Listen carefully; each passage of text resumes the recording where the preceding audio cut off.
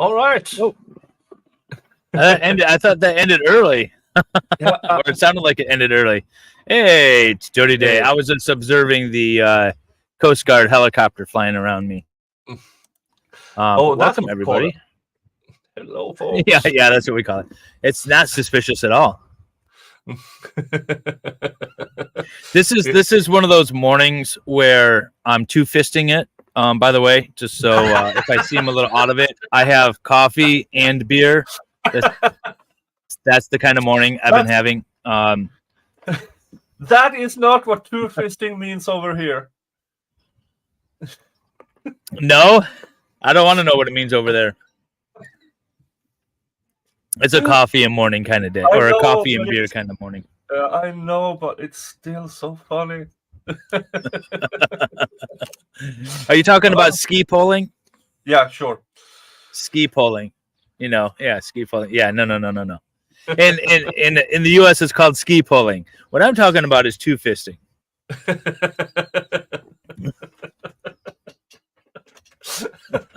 I just woke up from a nap. That is why I didn't set it up earlier. Oh, it's too early. No, I'm one-fisting it with. Well, you can't un-F a faster clock.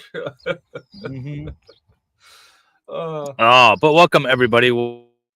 Welcome.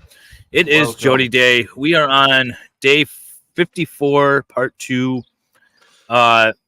More rebuttal from the state, which has been interesting. It's been a little dull. So we have the same witness on the stand. So you can't super chat me, but you can super chat at Nick to skip. It's $1 a minute. If we want to skip forward. So $10 super chat will skip 10 minutes, kind of a deal. Wendy H. Hey, Wendy, are you back from Paris? Did you enjoy your trip? She's been in France for anyone who isn't in the know. Living it up. I think she actually got to see go to the Louvre this time. It wasn't shut down like it was last time she went. Oh, Mademoiselle Wendy, comment ça va? Oh, and by the way, this is real. Look at the little fish fly. These are everywhere. They are carpeting the grass and the boats and everything right now. And they live for like 24 hours, and they hatched last night, and they are everywhere. So that's fun. Oh, yeah. Yeah, it's still on $1 a minute. But Dave, tell us about your Patreon. Oh, yeah. I have. So YouTube won't monetize me. I have tried over and over, and they say that my content is not the type that YouTube wants to monetize. Even though I was monetized before. Yeah, even though you were monetized before, and you do what everybody on the law tubes do. You cover trials and cases. Yep. And my type of content is not the type that YouTube wants to monetize. I've appealed it, and it keeps coming back to that. But in the meantime, I have a Patreon. If you want to support the channel, you can support it through Patreon. It's a monthly subscription. You can also like Rumble Rant me, and I do have Cash App if you are so inclined. And I'm not really grifting. This is more of a part-time hobby right now. But if you feel so inclined, one of my moderators, maybe Wendy, can put a link to my Patreon in the chat, and you guys can go over there. I haven't been terribly busy on it this past week. I had a trial going on, and but before that I had just started it, so it's been up for 2 weeks, and I only was like active on it for 1 week really, or a few days before I had to buckle down for this trial. But there'll be more content, and what I plan on doing is if I'm releasing a video of some sort that's pre-recorded, I'm going to start doing a little bit more of that. My goal is to release those things, or little funny things that I put together, release them on Patreon for at least a week in advance before they go out on Twitter or YouTube or anything like that. So you guys will get an advanced screening of it. I do have a Q&A section, so if you guys have any questions for me. And if you are at right now, my Discord is open to all past members. Why are there like, okay, so there's like 4 police boats and a Coast Guard helicopter flying around. Something's up. Anyways, if you at some point in the future, we're going to shut Discord down again for members only, and it'll probably be members of the Patreon. So that's not going to happen anytime soon, though. But if you want to keep access to the Discord at some point, we're going to do it that way. So anyways, that's my announcement for that. All right. Well, we have postponed the we have postponed the video. Let's just get through it. Let's get through it. Yeah, this testimony is so dry. This is a rebuttal expert from the state, and it's so dry. Yeah, but that is a part of every trial. You have to, and if we have to suffer, you have to suffer, unless you pay me. So let's go ahead.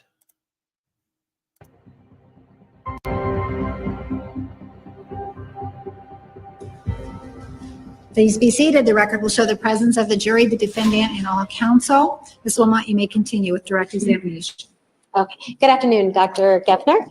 Good afternoon. All right. So I wanted to ask you a few questions, and we've discussed some of your credentials and your background. But as far as different types of organizations, have you had an opportunity to head up or be a part of or oversee different types of national organizations? Yes, ma'am. What kinds are those? I was one of the co-founders and then president of the Trauma Psychology Division of the American Psychological Association. So you go from like president-elect, president, past president. Okay. I was in that position for a while. I headed up a variety of national committees, state committees, especially when I was in Texas and for quite some time. And then currently I'm involved in two major national organizations. I'm the co-chair of the National Partnership to End Interpersonal Violence Across the Lifespan.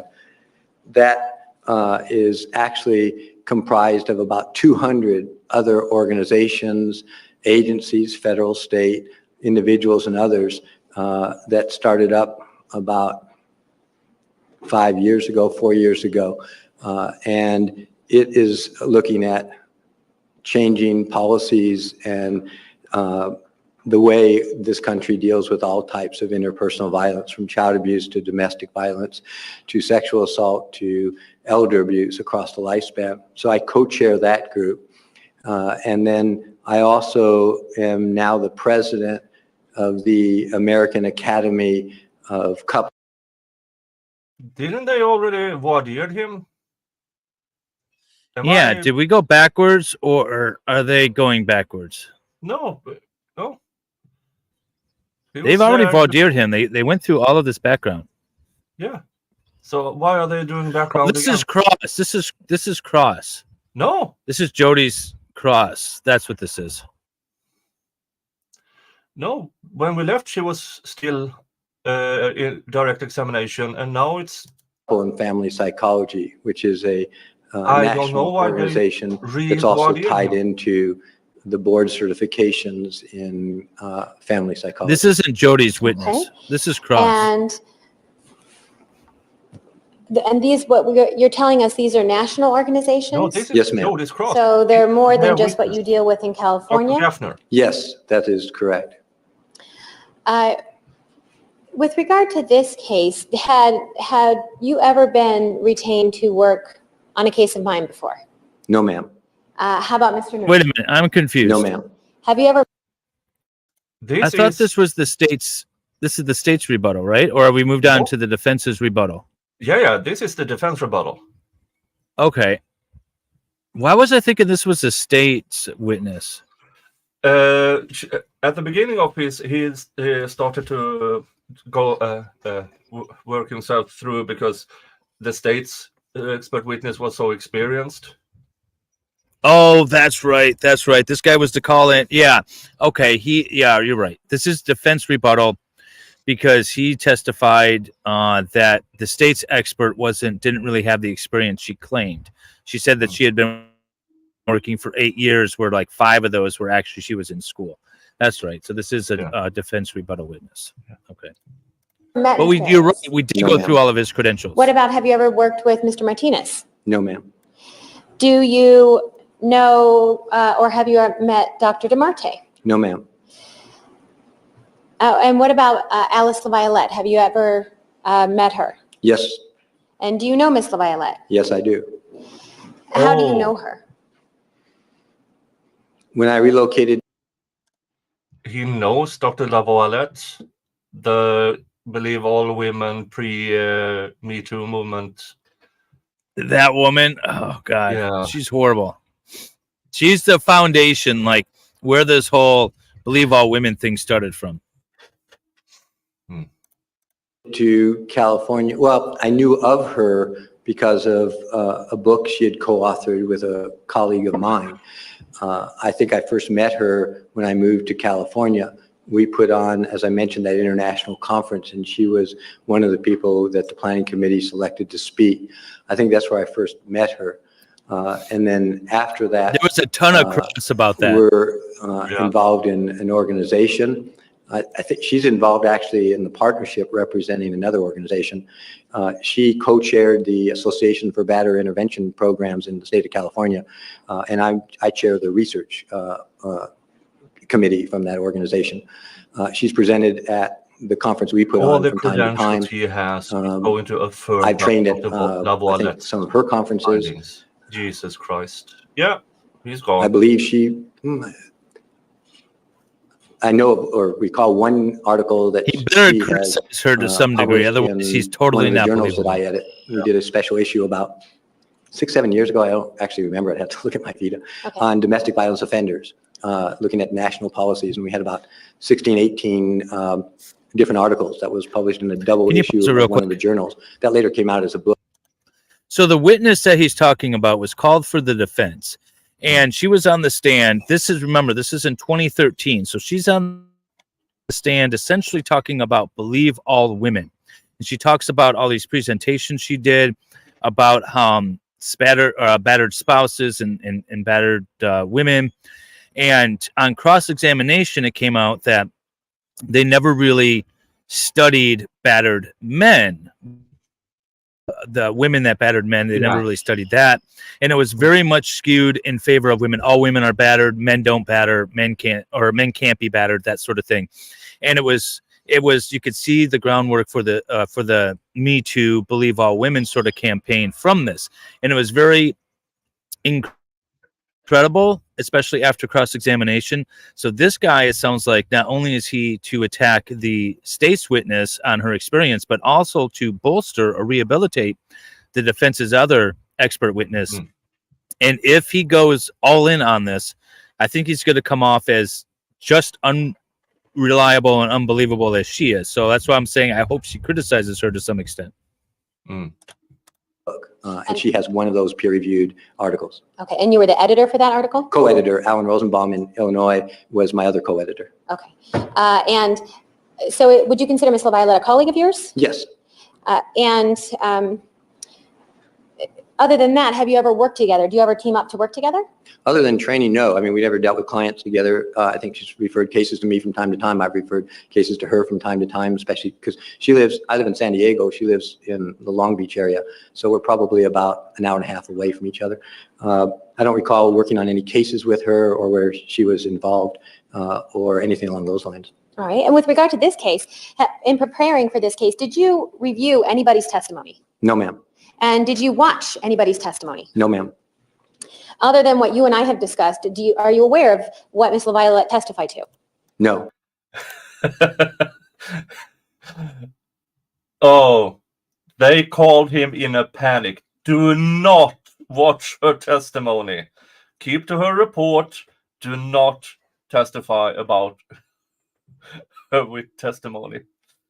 Oh.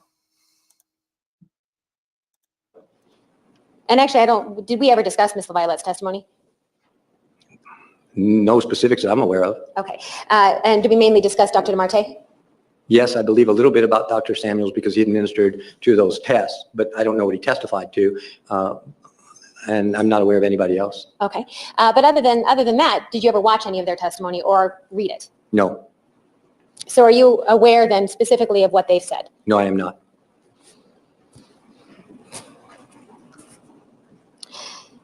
You've been practicing for about how long now? My first license was over 35 years ago. I was a marriage and family counselor in California. All right. So during the time that you have been practicing and during that time testifying in different cases, were you aware that superior courts or appellate courts have had occasion to comment on your testimony or an aspect of your testimony in that other case? Not at the time. And when you say not at the time, what do you mean? Well, I would, at various cases, come in either as an expert or if a case I evaluated and testify, and then my role would be over. I am virtually never aware of cases that get appealed. Sometimes I don't know the outcomes of the cases, sometimes I do, but the appeals or things like that, I'm not involved in, don't know about. And usually, I think maybe in all those cases, somebody might have told me they were appealing one or may have gotten something, but most of the time, I have no idea unless somebody specifically brings it up. Well, and so at some point down the road, did you ever learn of any cases where appellate courts have had a comment about an aspect of your testimony? Yes. And how did you learn that? I was actually in another court case where an attorney was trying to impeach me and brought up these cases of which, I mean, I knew, I think it was 4 or 5 or half dozen. A couple of them I remembered the names. Some of these went back 25 years. But the details, I really didn't know. And so they were asking me questions and I really couldn't say. And then they would read what an appellate court had said. And I guess basically to try to impeach me.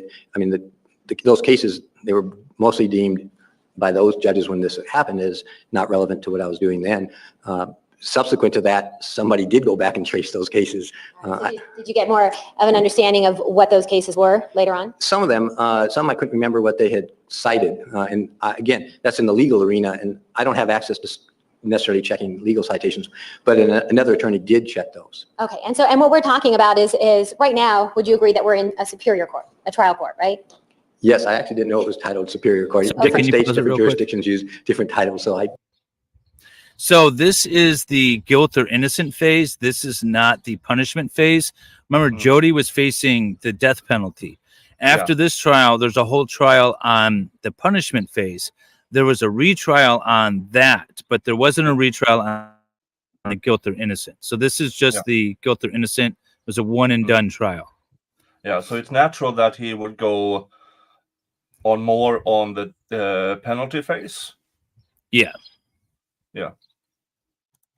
Didn't know what this one was. All right, and what we're talking about with these opinions from other judges, are we talking about in appellate courts, courts above this one? That is correct. So when appellate courts are reviewing, you are no longer involved in that case, is that right? Yes, in fact, some of those were like 5, 10 years later.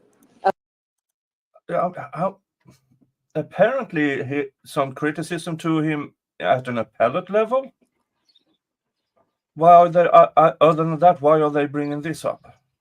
They're probably trying to stay ahead of possible cross-examination, get out ahead of it. You don't want to, if he's criticized heavily in an appellate case, and you know as a defense counsel that the state's going to bring it up, you want to get out ahead of it. That's probably what they're doing. That the appellate opinions come out. Evidently. And any of these cases with regard to these appellate opinions that make a comment about an aspect of your testimony, is there anything about these that commented that you did anything unethical? No, ma'am. What about any comments with regard to being disciplined? No. And did any of these comments ever lead to anything like you were disciplined?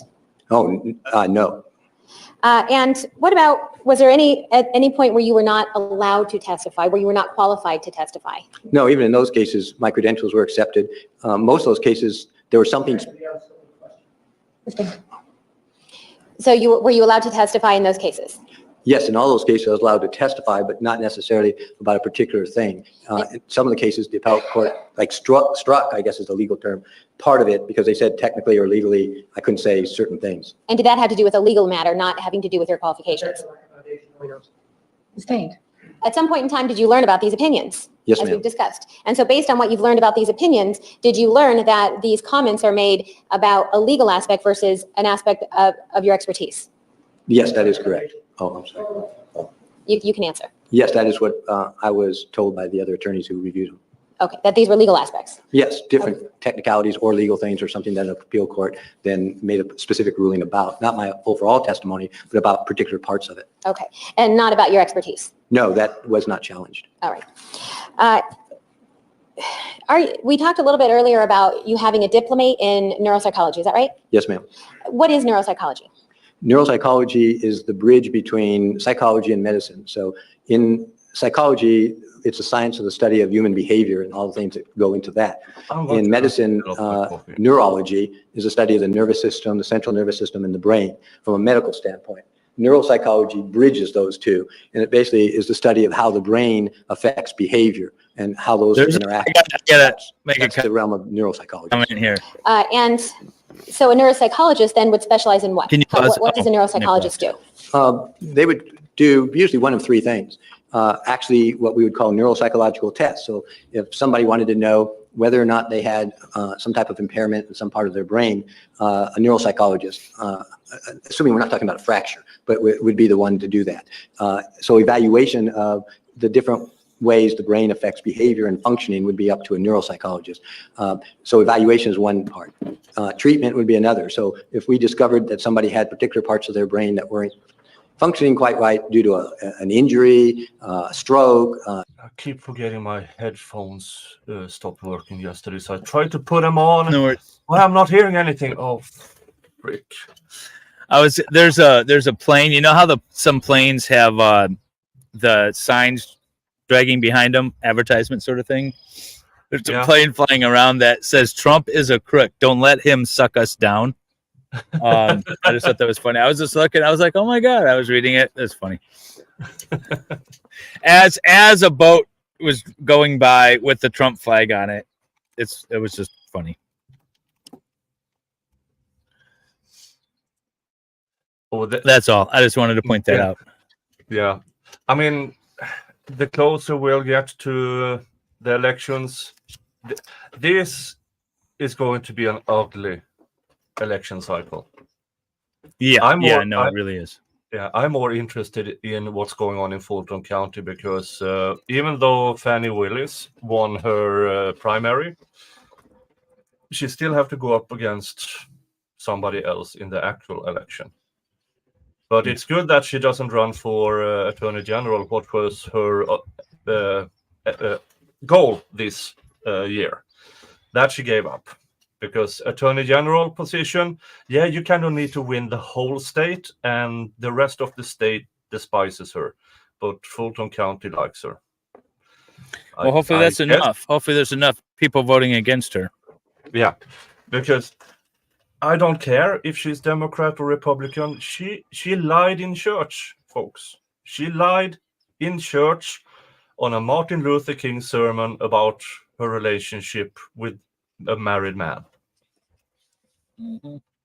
So for me, it's the excuse. And it needs to be hit in the fanny. Yeah. I mean, the excuse, he was separated. I don't care. He's still married. And you denied the relationship, and then you admitted to it later. Yeah. And the thing how, people are mispronouncing my name. Lady, your father... Well, how are you supposed to pronounce it? Fanny. It's not Fanny. It's spelled Fanny. Yeah. And here's the thing. Her dad has been all around the globe as an attorney and everything. He knows damn well what that name sounds like, and he still gave it to her. Yes. Yeah. That's exactly. Don't blame us for having fun about it. And Miss Willis, a public official. Well, she gets around it by making all of her employees call her madam or something, right? Yeah. I mean, it's like she's the head of a brothel, and she's a very bad madam because she has to pay men to sleep with her. It's the opposite of what you're supposed to do if you're a madam. Yep. Yeah. It's so... But we are here for the Jodi trial. So intermission over. An illness or closed head injury, then the neuropsychologists or the people they work with would structure what would be called the cognitive rehabilitation. It would be the program in treating that person to help them regain functioning, and either outpatient outside the hospital in your own clinic or in some kind of clinical setting. It would be developing the program to do that and perhaps actually doing it. We can't change the brain itself, but what neuropsychologists do is figure out how to use parts of your brain that are working right to help compensate for whatever isn't working right. And the third would be training education about what neuropsychology is, what we know about the brain. That would be another component of that. So based on that, then, are neuropsychologists taught and trained specifically about what the brain functions do, what parts of the brain do what? Yes, and how to evaluate the different parts of the brain to look for impairment in the different areas of the brain and how that would impact the person, him or herself. So what part of the brain might be impacted that would affect certain behaviors. That would all come under the purview of a neuropsychologist. All right. Can you tell me, since you have a diploma, and we discussed it earlier, tell me what kind of specialized training that you have then with neuropsychology? Neuropsychology is actually one of my earlier specializations. I was trained in my pre-doctorate years in dealing with learning disabilities in children, mostly or adolescents, attention deficit disorder, etc. Ghost, she's already gone that route on numerous occasions the past couple of months, that the criticism against her is based on racism, and as a quote, as a black woman, these idiots, blah, blah, blah, blah, blah, are calling me, knowing it's one of these, if you don't have the arguments, play the whatever cards. I'm a woman, I'm a man, I am a scholar, I'm a this. I mean, it's... Well, that's what Jodi's doing here. She doesn't have any valid arguments because she gave up the ninja argument, which, in my opinion, was the best argument for her. And now she's going with the I'm a woman, therefore I must have been abused argument. Yeah. Had she stuck with it was ninja, this case would be harder to... I mean... Well, okay, she still has to get around the photographs. If she had taken the damn camera with her... Yeah. And then stuck with the ninja thing, if they arrested her and questioned her, I think it would have been better. Although sticking with the ninja thing was probably the best choice because, again, I mean, we're assuming she's lying about all of this because I believe she did it. But assuming she can make a credible argument that the ninjas made me drag his body around, and that's the photographs of me with this photo. At the time, they didn't know if it was her. Because all she described was dark clothes. So it could have been one of the ninjas. She said, I have those pants at home. Yeah. When shown that picture in an interrogation, I have those pants at home. Just don't admit to be having the exact clothing that the murderer had, This is probably a bad choice. But I still think the ninja thing would have been a better argument. Yeah, Malcolm is right. Wow, David made his mind up before the jury has reached a verdict. Yeah, no. Shame on you. No. I am saying collectively, I didn't watch this trial when it was live. So I was going in with hey, she's innocent unless they prove her guilty. At the end of the state's case, in my mind, they proved her guilty. So now it's on the defense to try to prove any sort of innocence here. Yeah, poke the hole. Or self-defense, right? In the arguments. Yeah, I mean, she's claiming self-defense, so she's admitting to unaliving Travis. So we start that off. She's admitting, I unalived him. Yeah. So we have that. Now the only question is was it valid self-defense when she did it? And her story just doesn't line up. Yeah, and remember, they didn't call this guy in their defense case in chief. They called him on their rebuttal to bolster Lavalette and to take down DeMott. Yep. It should have been him, full stop. But apparently they couldn't use him. If they could use him instead of Lavalette, they would have. I think they thought that Lavalette was probably she was more the point man on this type of psychology than he was, because he's just the editor of her article. Yeah. Right? So she probably would have been academically, from a written document standpoint, the better witness to have. You don't want the underling, you want the person She just did not come off well. She did not testify well. No, she did not testify well. And had done some research on that. And then after I received my doctorate and became an assistant professor at the University of Texas at Tyler, I was the one in the department charged with developing our assessment protocols. So I ended up going to quite a few trainings. Some were 1 week long, some 2 in different parts of the country. In fact, one of them was here in Arizona. And the other was in Nebraska, to learn the different techniques in assessment so that I could bring it back and develop those at the university. And then ended up going to quite a few workshops on the brain, on neuropsychology, what the research was, et cetera. And so it was probably about the mid-1980s, after having done this for over 5 years, that I applied for that first board certification, the first diplomate, which I believe was awarded sometime in the mid-1980s, and then have continued that ever since. So how do you continue that? Well, 2 ways. One is, as I mentioned before, I set up the courses at the university in Texas to train our graduate students in how to do these assessments. How do you actually assess for brain functioning, and how do you find out how that's impacted on the person? So one was there. The other is I had a large private practice mental health clinic that one of 3 that I had created and built that I oversaw.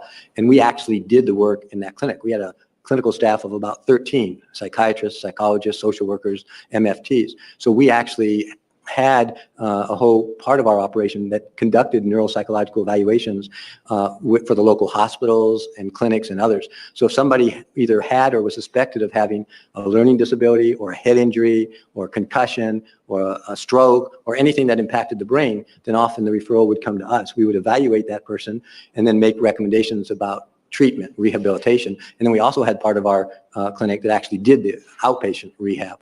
So that started then, and it's continued. So we still train people, even now, though I'm here now, in neuropsychological evaluations, how that connects to trauma, what happens in the brain, how to do those assessments. And from time to time, we're still asked to do those types of evaluations.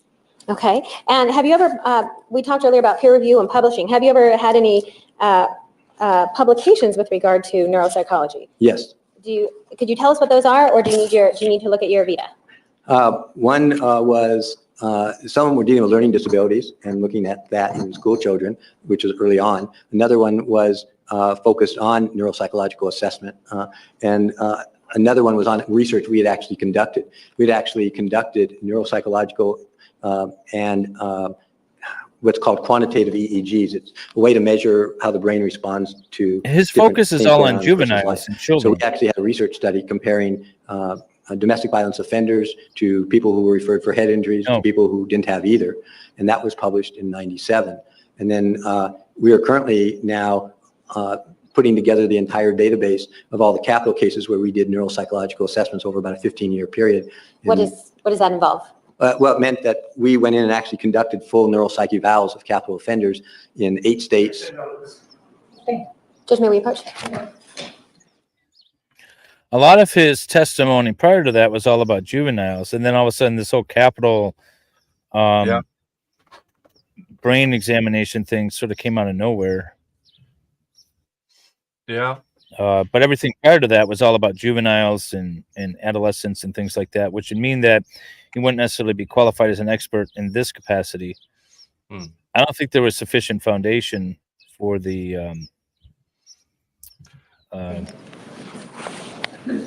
other thing. That's probably why I had the objection. So besides becoming a diplomate in neuropsychology a long time ago, are you currently involved in neuropsychology? Yes. Okay. There we go. And are you currently involved foundational in studies with regard to neuropsychology? Yes. Okay. So does that keep you up to date then? Yes.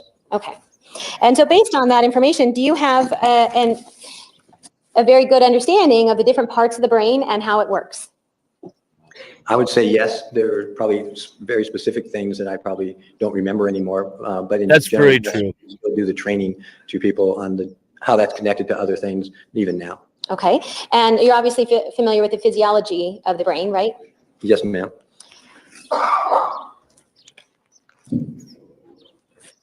And in your practice, have you specifically dealt with brain injuries? Yes, I have. Have you evaluated, you've told us that you've evaluated people with injuries. Have you ever had an occasion to have people with frontal lobe injuries? Yes. And have you... has there been any facts to establish that Jodi has a brain injury? the second one, no, the first psychologist, doctor, been thrown out of New York because he had a relationship with his patients. He claimed on the stand that her actions indicate some kind of injury. Right, but there was no actual medical evaluation to determine that she actually had an injury. That's what I was asking, I guess. Yeah, no, only that. And we know that doctor had an inappropriate, or at least wanted one with Jodi too. Yeah. Yeah, and because he actually had a doctorate, or whatever it is, he was no longer allowed to give her gifts, and he gave her a book. Dr. Lavalette gave her all the books. Yes. So Dr. Lavalette started interviewing her when it was still ninjas. And all of a sudden, no, I'm a battered woman. Just around the time Lavalette given her a lot of books about battered women. Yeah, and that's the thing is that so now her story has gone from ninjas to I did it, but it was self-defense. Mm-hmm. And she testified that doesn't change her opinion about the patient. It's like, feel like it should. That's why I mean, like she testified back. So now this guy's going to try to rehabilitate the woman that was like ninjas, self-defense. It's one and the same. Yeah. And specifically, do you recall about how many? Well, frontal lobe injuries, in the broad perspective, would be quite a few because often closed head injuries or concussions cause damage to the frontal areas of the brain. So we've worked with that quite often. The different types, we've had occasional times where, I couldn't tell you how many, but where somebody had a stroke or a hemorrhage or something that also affect frontal lobe, temporal lobe, other areas of the brain. And then we had a few cases that are called projectile, where something penetrated the brain, and a few others where the skull penetrated the brain. So over time, we've had quite a few different types of cases. Okay, let's talk about the projectile. Yes, penetrating the brain, not the skull itself, but a projectile. Have you had specific cases that you have worked on with regard to that? Yes, ma'am. And about when we're talking about projectiles and not being knocked out by a skull fracture, so we're talking about specifically projectiles. Do you remember the projectiles that you worked with? There were two that I can recall. Okay. One was, or two cases were bullets, and one was a nail from a nail gun. From a nail gun. Okay. And in these three particular cases, are we talking specifically about the frontal lobe? Yes. Okay. I'm showing you what's been already in evidence as Exhibit 529. From this picture, can you tell us where the frontal lobe is? Yes. From this one, it would be, whoops, let me just look a second. Can't tell if we're looking at the front or the side view. Broken. Yeah. Other picture. What's the frontal lobe? Yeah, I can. Oh, hold on a minute.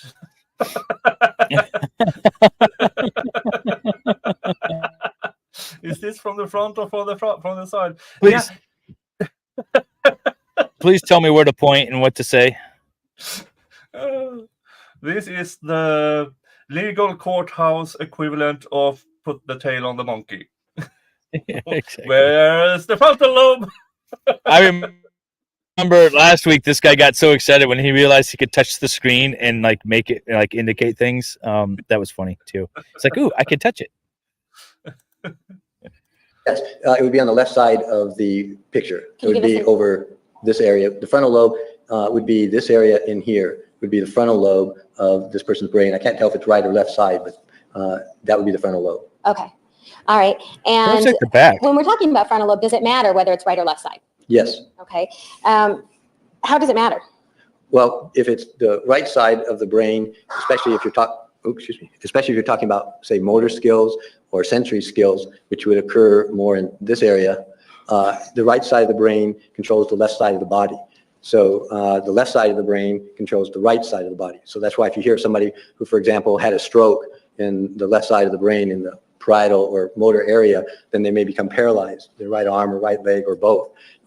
Or if it's on the left side, similar. Or if they've had a stroke, say, right in this area, which is sort of on the lower side of the frontal approaching the temporal region, you can see this particular diagram talks about the Broca's area. The Broca's area there is speech. So somebody who has damage to that area of the brain on the left side would mean they might have significant difficulty in speech. It could be anywhere from not being able to talk to saying the wrong things or not being able to literally form the words. If it was below that on the left side, it could mean that they could speak, but they may not understand language or words. If it's on the right side, it wouldn't affect speech. It would affect some other function. So each part of the brain affects different things we do from. Thank you, John Commun. Now we have a full frontal of Jodi's lobes. No, those have already been introduced. Yeah, those are in my Discord, folks, if you want to see. Oh, those were admitted into evidence. Day 6, part 2. All of Jodi was introduced into evidence because the court technician was supposed to have audio only and no video, and he flipped it the wrong way, so it was no audio, all video. All the video. That's great. Oh. And we get to skip ahead 2 minutes.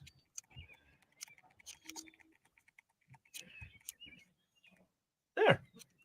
You can't speak, not because there's a problem with your Thank you, John. motor skills. It's really more of a problem with the way the brain is. Okay, so motor skills, let's talk about motor skills. Where do we get those from in the brain? In this particular drawing, it would be in this region in here. It's called the frontal parietal lobe. It has particular names because toward the frontal side here is the motor skill. I believe behind it is more the sensory. So I believe she did, but again, there's no independent medical evaluation to say that she actually had a head injury as a result of that. Or there was no medical evaluation at all. There was no doctor that treated her or anything. No, nothing. And which is interesting because her claims should open the door, but the prosecution didn't know until, well, quite soon into. So apparently they didn't have time to. Well, he is claiming a possible brain injury. Jodi, into the MRI. Yep. Everybody listening to me now, that would be here. This perceiving what I'm saying is more in the sensory region. Me actually talking would also be, and moving would come more from the motor skills. And then again, the right and the left side. But that's sort of when you're looking at the brain, sort of in the center of the brain, inside is probably the best way I can describe it. So you can see if this is the front of the skull, if this is the front of the head, you're talking about pretty well up and in. So up and inside the brain. Correct. Anything to do with the frontal lobe? Does it have anything to do with the frontal lobe? Well, all the brain is interconnected. So it's not like everything works in isolation. So yes, the frontal lobe is involved, but it's not really, the frontal lobe doesn't focus on motor skills. But let's say you want to do a very complex motor skill, like a sport event or something that required skills.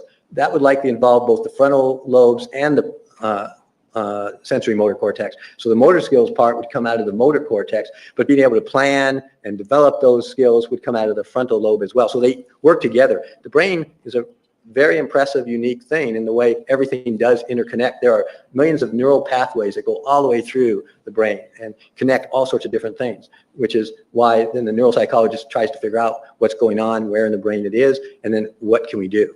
Okay. When we talk, is there anything, when we look inside a skull, and you're looking at a brain, is there anything in between the skull and the brain? Yes. What's in between? There are membranes, 3 actually. One is called the dura mater, which is on the outside here. So the skull would essentially be, all around here on the outside, and then in between that and the brain itself are membranes. Dura mater is one of the ones that is inside there, and it surrounds the brain. So in some respects, it protects the brain because essentially the brain is not rigidly in your head. We have a hypothetical situation. Can we have a hypothetical? Okay, so experts are allowed to testify regarding hypotheticals and opinions. Can we have a hypothetical based on evidence that's not been introduced? Because again, we're talking about damage to her membrane or her brain or whatever, but there's been no factual allegation. I mean, I guess her testimony could be enough, but I don't know. It's just, maybe that's enough to allow this. Sure. I don't know. I mean, I don't know how there wasn't an objection to this. Like, how is this guy going to testify to this stuff? There's got to be something that happened with motions or something like that behind the scenes that we haven't seen. Yeah. I'm just trying to think logically how this testimony is even allowed in. Yeah, strange. These all sort of protect it. One of the membranes, the dura mater, you said? Yes. And is that something that completely surrounds the brain? Yes. And in particular, is it something that is surrounding the frontal lobe of the brain? Yes. So in this drawing here, I mean, it would go all around here. Okay. And as a part of this case, did you have a chance to review the medical examiner's report? Yes, ma'am. And that was Dr. Horn? I believe so. Okay. And in reviewing his report, he talks about Mr. Alexander's brain that he's examining, right? Yes. All right. And so when you're talking about people's brains, I want to go back to the people that you specifically worked with, your 2 gunshot wounds and the nail gun. Yes. Okay. The 2 gunshot wounds, can we talk about, do you remember where those gunshots went into those particular patients? More or less. Okay. I don't think I can tell you exact, but more or less. Right. Well, which part of the brain? It was frontal lobe. Frontal lobe injury? One was from down up, a suicide attempt, and a bullet went this way. Okay. The other was I believe an accidental shooting or something, and the brain went, this doesn't show, from the side through. Do you know which side? No, I can't tell you if it went from left to right or right to left, but I think it went completely through. Okay. So in and then out. Yes. Okay. And in both of those cases, did you have a chance to see those patients at some point? Phrasing? Yes. And were you familiar with their cases? Familiar with their medical history from the gunshot wound? Yes. And in those particular cases, were those people incapacitated because of a gunshot wound to their frontal lobe? No. What can you tell us about incapacitation? How can he, as a psychologist, testify about medically what was going on? Because it's not actually sure he is describing the injuries correct. We need foundation for this. He's describing a hypothetical, right? So if there was medical testimony that Jodi actually suffered from this injury, then he could testify to say that this injury and these things could cause this or that. But he's purely speaking from a hypothetical, which he's allowed to do as an expert. But there's no and I think that's going to be the substance of the cross. It's going to be like, you're talking about all this hypothetical stuff, but you don't know that Jodi had a brain injury. Have you seen a medical report that she actually had a brain injury? No. Yeah. And at the end of this is all a waste of time. Yeah, but here she started talking about incapacitation, so I'm assuming she's going into what happened to Travis. Let's go back a bit. Oh. Yeah, and she's talking about incapacitation. Oh. About he can't testify. That makes more sense. He's not talking about Jodi here. He's talking about Travis. Yeah. And his ability to be shot in the head and still be attacking Jodi. Yeah. Okay. That makes more sense. Yeah, but I mean, I don't understand how he can testify about that, even as a neuropsychologist. Because he studies the brain. Like the other guy was just a medical guy. He's like, the brain's mush. And then this doctor be like, although the brain's mush in this part and that part, doesn't mean that the guy still can't be up and about and attacking and thinking and doing whatever. So that makes more sense as to what this guy's doing. You know, people get head injuries cases, a lot. Were those people incapacitated because of a gunshot wound to their frontal lobe? No. What can you tell us about incapacitation with regard to gunshot wounds or injuries to the frontal lobe, projectile injuries? Well, first, incapacitation in the technical sense is usually referred to as somebody who has an inability to move arms and legs. They may or may not be conscious, but even if they're conscious, they couldn't do that. That's generally what we mean by incapacitation. Okay, and so with these patients that you specifically worked on with frontal lobe projectile injuries, were they incapacitated to a point that they could not move their arms and legs? No, in fact, neither of those two actually lost consciousness. Okay, and in fact, you said one of them, the bullet actually went through and through, right, in and out. I believe both actually did, but from different angles. Neither one had the fragment left in the brain. Okay. Oh, so the bullet went in and came out on both of them. Correct. Okay. And neither one of those people were incapacitated? That is correct. Well, generally, he wouldn't have patients who weren't who were incapacitated, because he's a neuropsychologist. Well, back in the day. So of course he have no experience other than people still having some motor function. So yeah, and what I was saying is there's a surprising amount of head injuries that you can get, and you could still be up and walking around. Yeah, I mean, the human body is amazing in what injuries they can sustain and keeping you alive. I went down like a rabbit hole for some reason on this, and I know what it was. There's a scene in Batman with the Joker where the Joker has forces a guy's head down and pencil goes through the eye into the brain. And there was a whole thing about that. It's like you can actually do that quite a bit and still be fine and just be walking around. Some people don't even know that they have something stuck in their brain that way. Yeah. So there's a lot of head injuries where people are just, Yeah, I mean, Homer Simpson had a crayon inserted into his brain for decades. That's right. I remember that. Well, but still, there's a real life basis for that. But yeah, I forgot about that episode. What do you mean Homer Simpson isn't real? In reviewing this medical examiner's report, Dr. Horn's report, I'm looking, did he talk about the gunshot to the head? Yes. And did he talk about where the bullet, the wound track perforated? Yes. And was that the anterior frontal skull? Yes. Right side. Near the superior orbital bone? Yes. Can you tell us what that means? It means that the bullet went in essentially above the eyebrow on the right side, and it actually tells you where it shows you a picture, but it went in through the skull here. The orbital is the bone behind where your eye is, and the skull is in there. So it went in above the right eyebrow. That's what the medical examiner's report showed. Okay. And then did he talk about how it traverses the right anterior fossa? Yes. What is that? That's the area below here, sort of the crater area that the brain frontal lobe sits in, and behind the nose, essentially. Okay. What do you mean crater area? Well, you can see, like right here, this doesn't go all the way down to your chin or others. So there's spaces in here and other areas of the brain that's called, well, for lack of better words, called a crater area. Okay. And are you aware that that Dr. Horn's own report said that there's no gross evidence of significant intracranial hemorrhage? Yes. And what does that mean to you?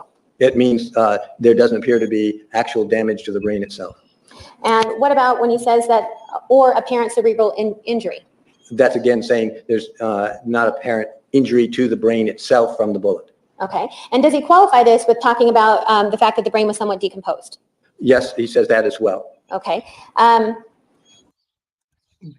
So this guy is claiming there was no brain injury whatsoever because the bullet entered around here and went down and got stuck around here, passing all the way through all the things. And I don't think he's saying that there's no brain injury. I think he's saying like it would be minimal, like sticking a pencil through your eye kind of brain injury, right? Mm.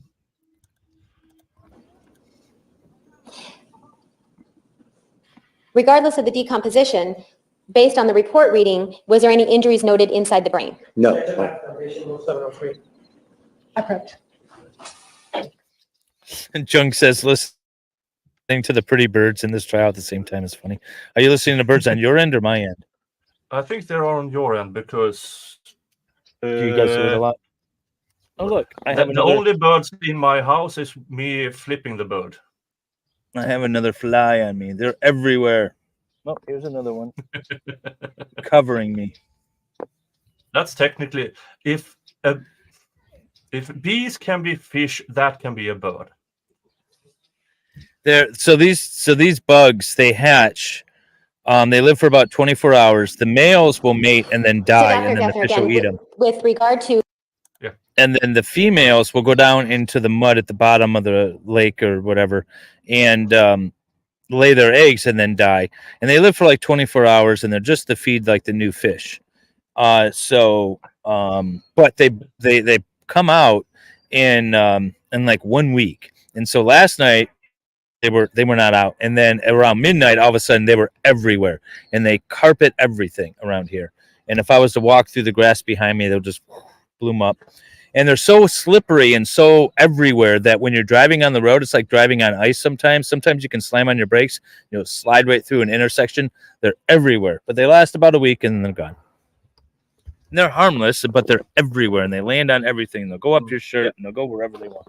Yeah, but in a couple of weeks, you can catch quite fat fish. That's right. Look at these things. Look how pretty they are. Ew.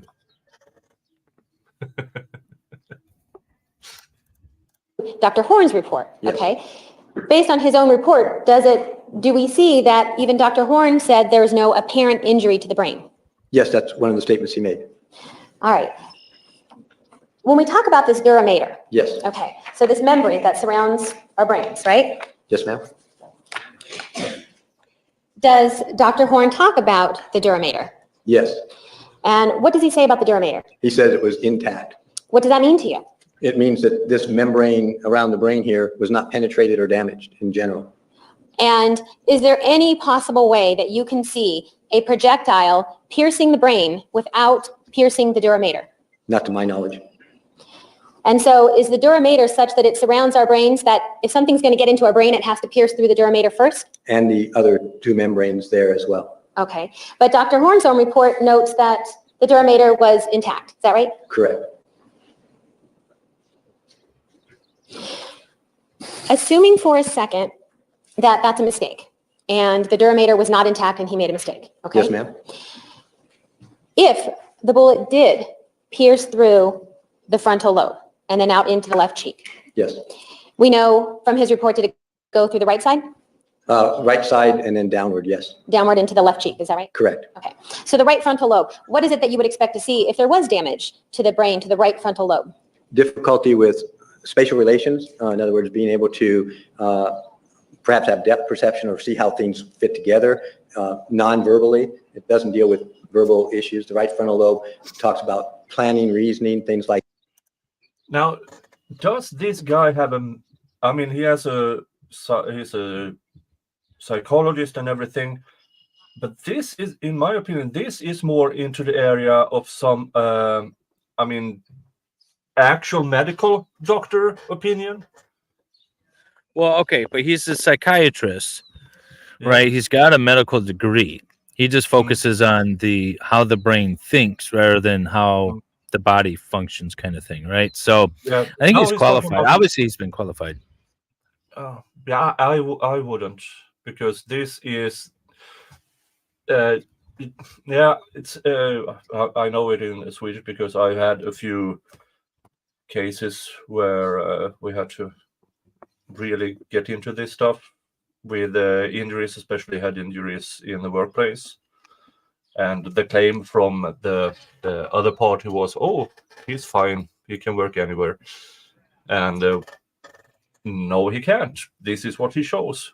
And our testimony was solely from, what do you call it in English? What's the word I'm looking for? I don't know. Yeah. But not psychologists, but actual medics with specialty of the brain and brain function after damage. Oh, like brain surgeon? No, not brain surgeon per se, but the aftercare of brain injury. Oh, I don't know what you're referring to. Yeah. But I think this guy is qualified to talk about how the brain functions. I mean, his study is neuropsychology or whatever it is, and that's basically how the brain works. So he would be better equipped, in my opinion, than just like a regular MD to say, hey, you can blow apart this part of the brain and you could still function properly. We see it all the time. He talked about studying strokes, stroke victims and stuff like that. So I think he would be qualified. Yeah, but he only sees the people who survives. So he doesn't see the people who don't survive because of the same or similar injuries. Yeah, but if he sees someone that survived and is still up and about walking around with that part of their brain blown out by a bullet, then he can say, yeah, it doesn't mean that they can't, survive this and still be up and functioning. Now they might bleed out, and die from loss of blood, but just because that part of the brain is damaged doesn't mean he can't be up and still attacking her. Yeah. Yeah, as Ola read, he's a PhD, not an MD. So even though it is, I'm not sure he has an actual medical degree. He has a doctorate and a PhD. I thought he was a psychiatrist. Yeah, and he is, I don't remember. Dr. Robert Gaffner. Hold on.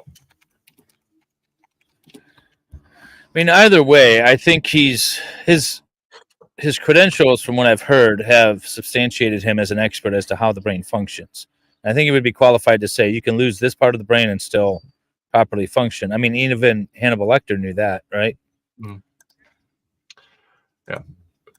Let's agree to, we have slight difference of opinions in this part, but that's just healthy. We can still be friends, can't we? Yeah. I guess I'll still be your friend. Isn't that weird? We can have a difference of opinions and still be friends. Yes. It's almost... It's almost like we're adults. Yeah. How about that? That, but mostly regarding nonverbal types of interactions. So some of the movements might be uncoordinated. You might have some disorientation. Things like that are all aspects of the right frontal. You could see some issues in behavior depending on how long we wait. You could see personality changes. Personality changes, are we talking like down the road? Usually, I mean, you don't usually get an immediate personality change. It usually takes more time. But if you did have something in there, that's one of the things we do see is personality changes. Okay. Those would be types of things that would come from right frontal lobe, depending on, again, where in the lobe it is, too. Okay. I can't wait for Cross. If Dr. Horn told this jury that he believed it would be immediately incapacitating, meaning that the person would not be able to purposely lift their arm or move their leg, would you agree with that based on what you know about the brain? Actually, like a foundation approach. Yeah, because he testified he didn't watch that particular testimony. So there is a lack of foundation. I would have had him watch that testimony before he testified, so that he could have seen how that other doctor testified specifically, and able to combat it. But I'm really looking forward to cross-examination of this guy. Because now the angry elf can go, did you know that the doctor said this on the stand? Did you know that the doctor said this? Oh, I'm so sorry, Erin Olivia. No new law to drama. But no, sorry. We can start something at the beginning of August, and then we will make up and be friends again when I join you on August 19th. And then I was going to say, I thought we could start it when you like come and visit in real life. We could have some drama there. So let me try that one again. If Dr. Horn a makeup story, how we get back to being friends before I left. Okay, all right, yeah, let's work on that. We'll come up with something. We will create for you. We will create a drama around August 6th, 7th when I travel to the United States, and then we will grift out of that for a couple of weeks until I join Dave up in Michigan. Okay? That's not a bad idea. Let's do that. We'll work on that. We're to tell this jury that because a bullet somehow made it past the dura without piercing it and leaving it intact and made it through the brain and out into the left cheek, the frontal lobe. If he told this jury that that would have caused immediate incapacitation where the person could not move, would you agree with that based on what you know about the brain? Not unless it produced some type of huge explosion or something in the brain that would affect all these other areas in the motor strip.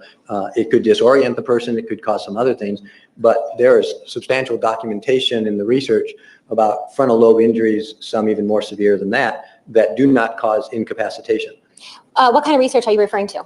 There's been research in both the, especially in the neuropathology area, in the journals that deal with medicine and legal and neuropsych, that have studied going back into the 1990s the effects of projectile wounds like gunshots on different parts of the brain. There have been actual journal articles on what types of things lead to incapacitation, what do not. Jodi might be innocent. Numerous case studies reported where somebody either shot themselves or were shot by somebody else, and then how they acted afterwards. So that's been documented going back 20 years. Okay. And based on that research, do you have an understanding then with a frontal lobe injury, what, if the projectile, you talked about if there was a big explosion. So what's your understanding? What would qualify as a big explosion? A bullet, like a hollow point or something like that shatters, or some other kind of thing that actually literally shatters and goes everywhere, or somehow blows up the brain, explodes inside the brain, something like that. Okay, and Sirkin, psychology has no medical training. Psychiatrist has MD plus 5 or more years of brain study. Neurologist even more if they can operate. Okay. That's why I thought he was a psychiatrist with the MD background, but I might be wrong. I'll have to look him up. Yeah, his presence online is weirdly uneventful, but we do know from last week that he recently had to give his card back because of some ethics complaint. That could cause widespread damage. But a bullet that goes through, even if it did go through, say, the frontal area here and out the other side, it would likely cause some things happening, but nothing in that part of the brain would incapacitate a person. That's not the area of the brain that does that. So there's no evidence from the report that would cause that effect unless something else happened that we don't know about. All right. And are you aware, based on the reading of Dr. Horn's report, that he didn't find any fragments? So there's no evidence that the bullet or anything shattered into all these pieces. Are you aware of that? Yes, I am. And what if Dr. Horn were to talk about some kind of a shock wave that occurs? Do you know anything about that? No. I mean, the type of shock waves that are generally dealt with in this area are something from outside, like an explosion, now coming back from Mideast. You have all these people with IED explosions. That produces a huge shock wave, but that causes the whole brain to be impacted, and that's how you get concussions, closed head injuries. But to incapacitate somebody, most of the time we're talking about neurogenic shock is to the spinal cord or in this area, because that's also movement. If you sever the spinal cord here by a bullet or anything else, then person essentially immediately is incapacitated and or dies. So something that went all the way through the head and severed back here, that could do it.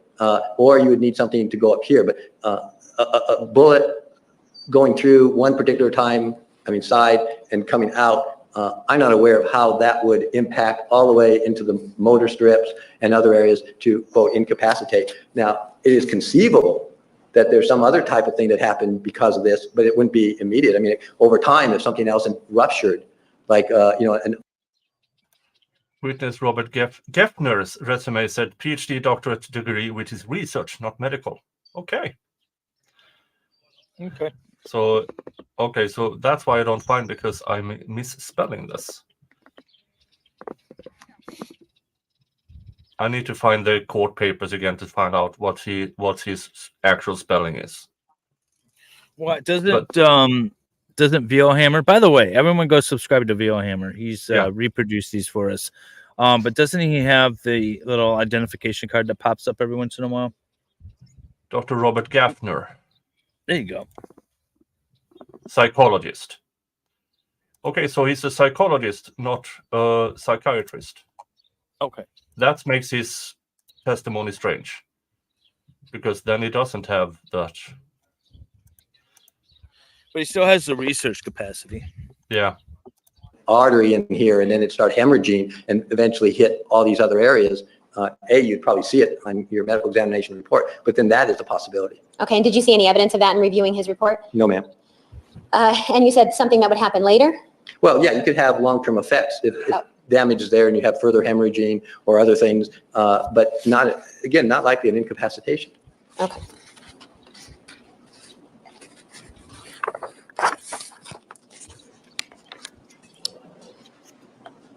Is there anything that you have said today that in any way... Oh, and Sirkin is giving us information. Divorced couple, the woman brought child to him without the father's knowledge, or, broke ethic rules about parental involvement. Okay. Okie doke. Yeah, thank you, Anne. Thank you. This is why I like our chats, because this is diversion at its best, actual diversion, because people from other paths of life, research skills, knowledge. I like to call it the collective knowledge of the internet. Yeah, the collective knowledge of the internet in our chat. Thank you so much, Anne Sirkin. Has attempted to diagnose Miss Arias? No, ma'am. Anything that you have said that has attempted to diagnose her as a battered woman? No, ma'am. Anything that you have said that has attempted to diagnose her as an abused woman? No, ma'am. PTSD? No. Why not? Because I focused on the records that I was asked. That was my role. Tried to explain those records. I have not evaluated her. I've not met her. I've not reviewed her case. I've not seen the testimony. I don't know the interviews of her or others. Haven't met with her myself. Those would all be necessary to do that. To make an actual diagnosis? That's correct. Okay. And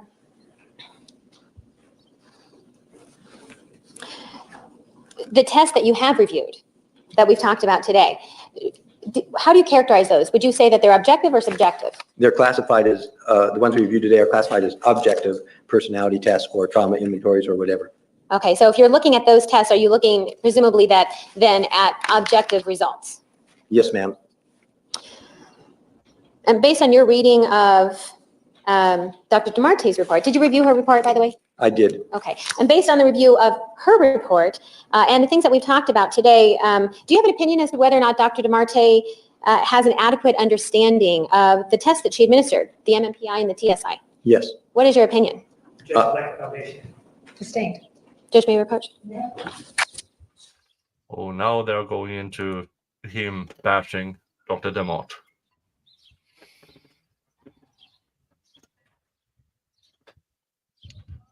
And we have a sidebar.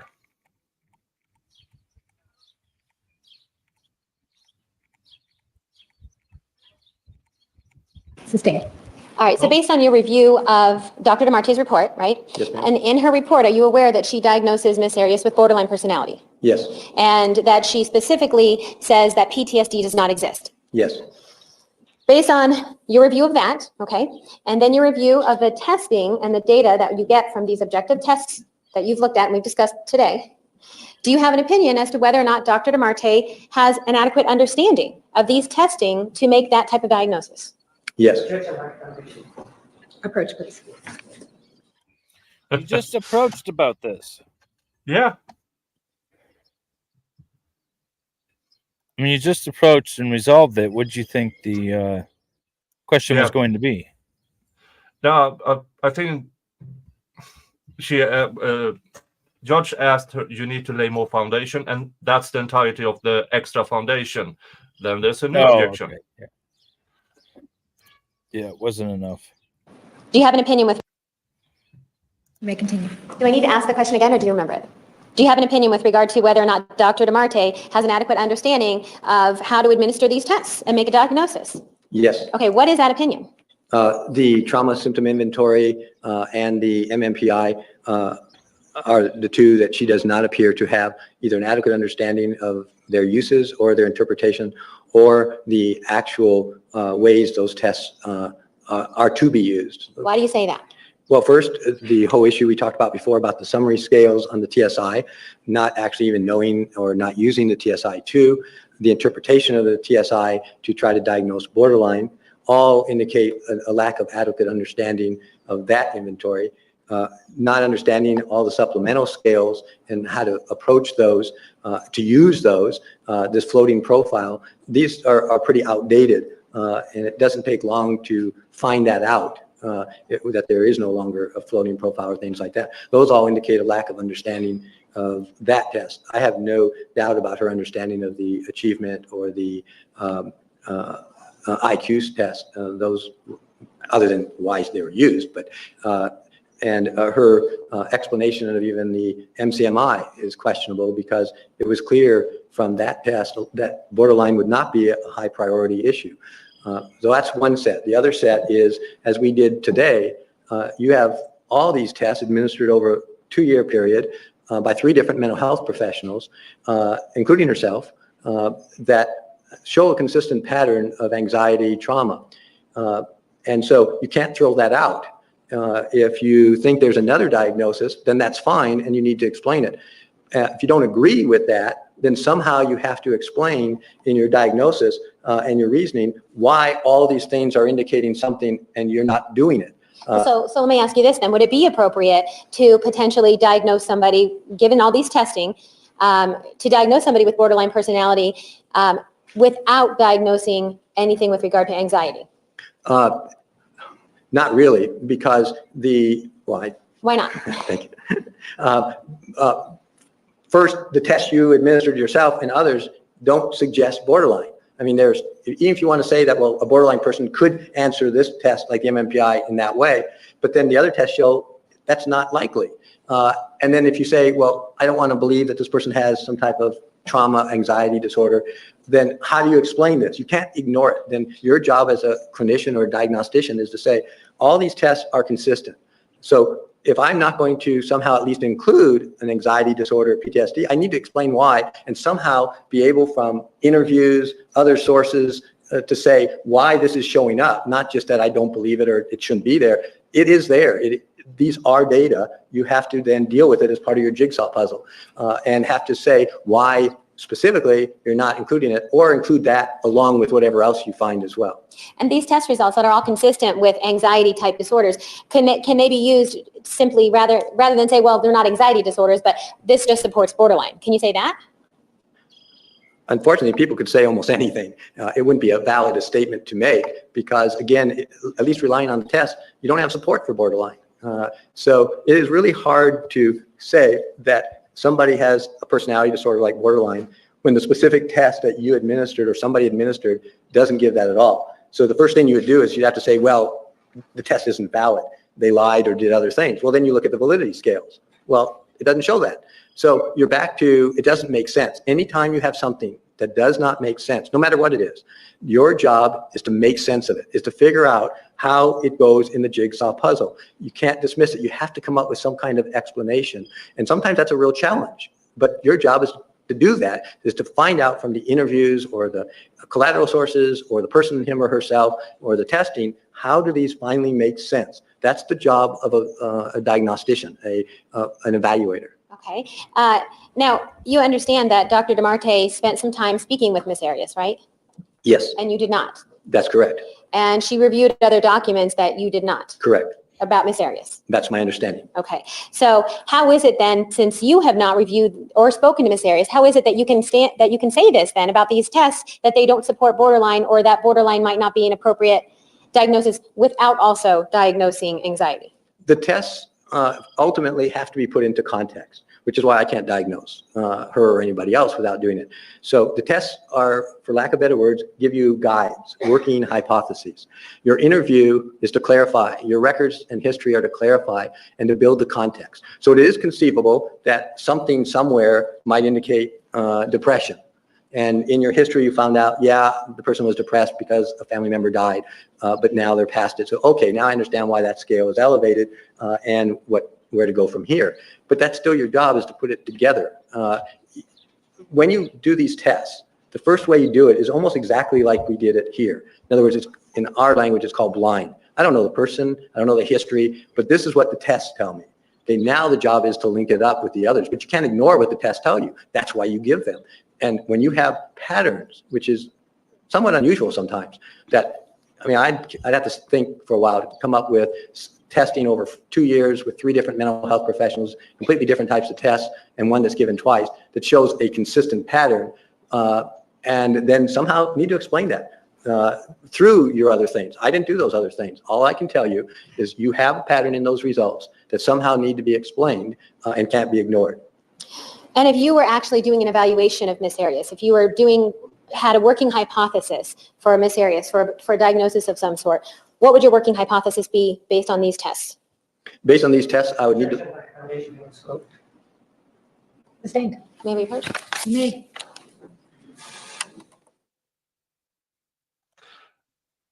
Yeah.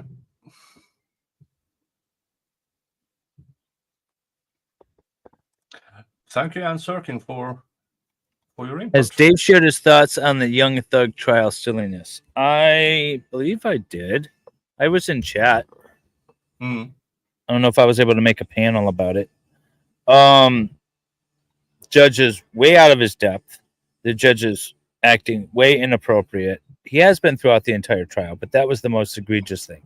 Yeah. And when you have a judge not violently, voicefully acting like he was a kid caught with his hand in the cookie jar, which is what he was doing. All right, so if you were except the kid has the authority in that situation. Yeah, and I believe strongly that this has been his and the prosecution signal for years in colluding and coercing witnesses. This is the one time they were called out on it, because this is a highly publicized trial. Mr. Steele is, I believe he's the second highest hourly rate of the defense lawyers. The highest rate is Mr. Harvey, because he keeps a ridiculously high hourly rate to not get cases, but he only takes cases he wants to take, and he's taking on this one. I think he's somewhere between $1,600 and $2,000 an hour, but he ridiculously reduces it once he takes a case. I think Mr. Steele is $1,200 an hour attorney. Well, that makes my hourly rate sound like chump change. Yeah, and without saying anything about Dave, Mr. Steele, that's a completely different level. Oh yeah, I am nowhere as good as he is. And oh my God, when the other attorneys showed up, like the team of attorneys showed up to defend him, it was like watching superheroes, in my opinion. Yeah, I aspire to be like them, and I am nowhere near them. Yeah. But if I was as good as they were and as on top of things as they were, I feel so proud of myself. But I am nowhere near them. I'm not. I'm. When I say chump change, I mean they probably deserve that amount hourly rate, and I don't. That's why I charge what I charge. Yeah. I actually made a superhero thing about the lawyers in that trial. Want to see it? Yeah, sure.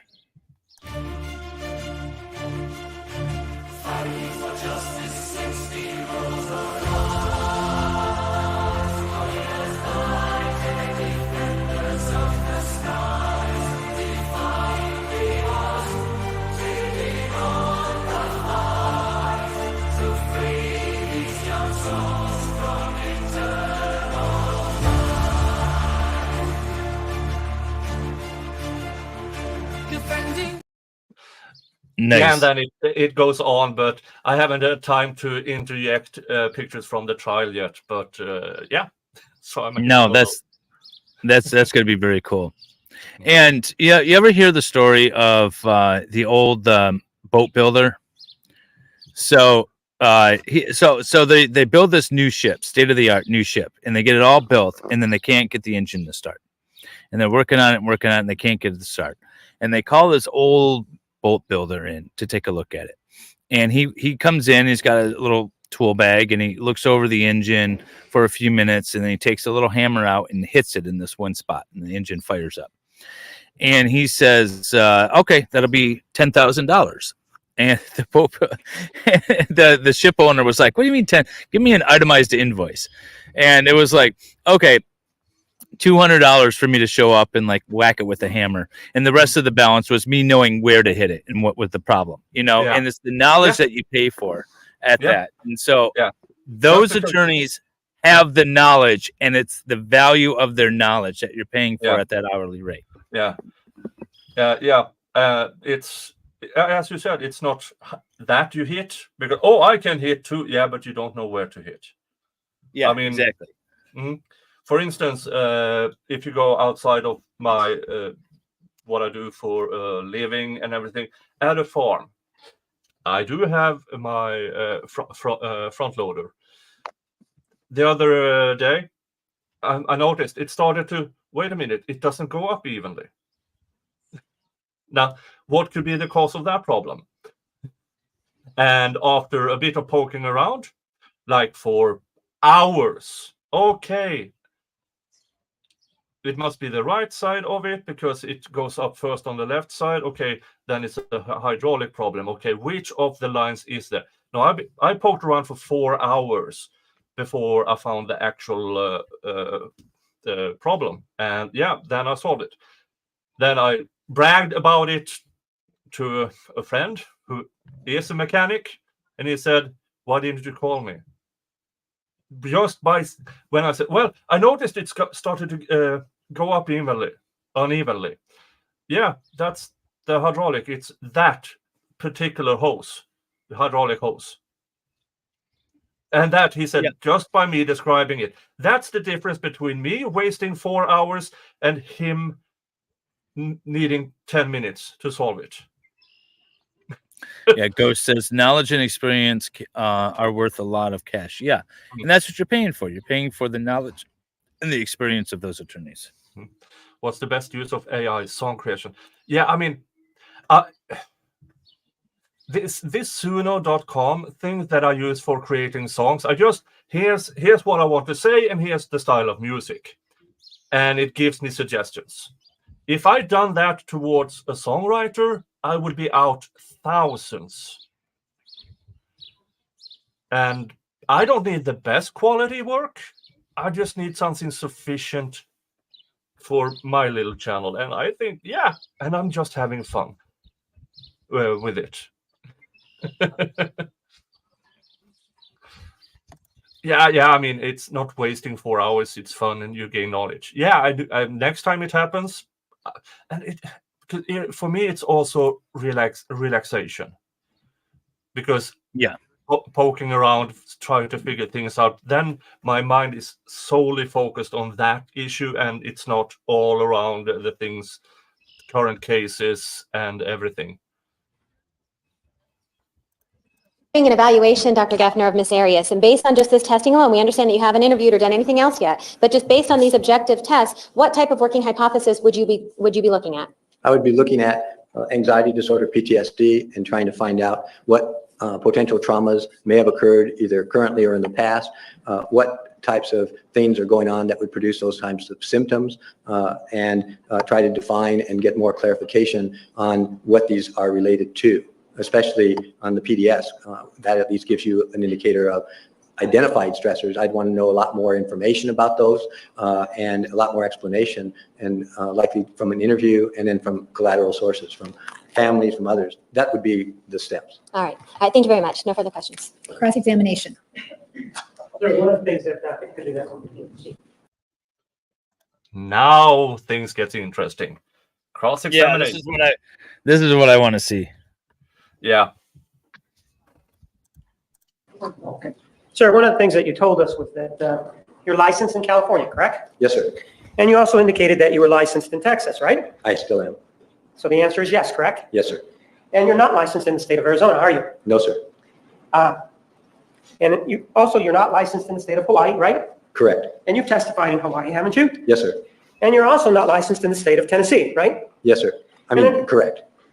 And in fact, in the state of Tennessee, you testified in a case involving two individuals with the last name of O'Rourke, didn't you? Yes, sir. And in that particular case, sir, isn't it true? Approach. Yeah. She brought it up that he had issues with other cases. That, in my opinion, she opened that door wide away. Yeah. In my opinion. Let's see what she does. Sir, you testified in the O'Rourke case, didn't you? Yes, sir. And that was in Tennessee, wasn't it? Yes, sir. And in fact, that's the case where the trial court found that you were nothing more than a hired gun, right? That is what the judge stated. That's right, at the trial court level, not that at the appellate level, right? That is correct. And in fact, he had some other. Dave needs to hear this. A trial court judge determined that this witness was nothing more than a hired gun. Ooh, that doesn't happen very often. That does not happen very often. Ouch. But he wasn't allowed to talk about the O'Rourke's, apparently, so he went on to this other case. Okay, I'm back. What did I miss? You said I needed to hear something. Yeah, Angry Elf wasn't allowed to talk about case in about a couple named O'Rourke, but he then moved on to a case in New York where the judge at the trial level said that this witness was nothing more than a hired gun. Ooh. Let's go back because... Yes, sir. And that was in Tennessee, wasn't it? Yes, sir. And in fact, that's the case where the trial court found that you were nothing more than a hired gun, right? That is what the judge stated. That's right, at the trial court level, not that at the appellate level, right? That is correct. And in fact, he had some other choice words about your testimony, didn't he? So the defense talked about, you had issues with some judging and stuff, but how is that not hearsay? How is that not hearsay? Well, he's an expert witness, and they are going for impeachment because the defense brought up that he have had issues. So they kind of opened the door for this. Yeah, I still think I'm gonna have to think through on that hearsay thing a minute. Yeah, and we'll keep listening. Yes, he did. And in fact, Objection, relevance. And in fact, he indicated, that judge where you testified indicated that your testimony was completely without merit, right? I believe something of those effects. Do you want to take a look at this opinion? That would be fine. I don't remember his exact words, but yes, that would be fine. Okay, but this guy isn't... It's a written opinion. Yeah, that's a written opinion. And this guy doesn't seem to be particularly worried about it. Hopefully you can explain the differences in the cases. Yeah. And why what the judge said in that case is different than this case.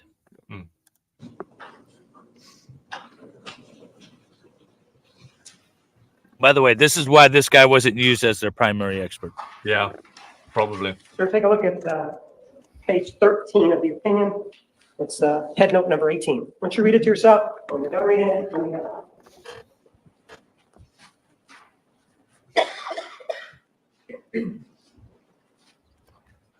Yes. If I may have it now. Oh, okay. So if you ask me more, I'll have to look at it again. Isn't it true, sir, that the trial court found that your testimony in that case was completely without merit, right?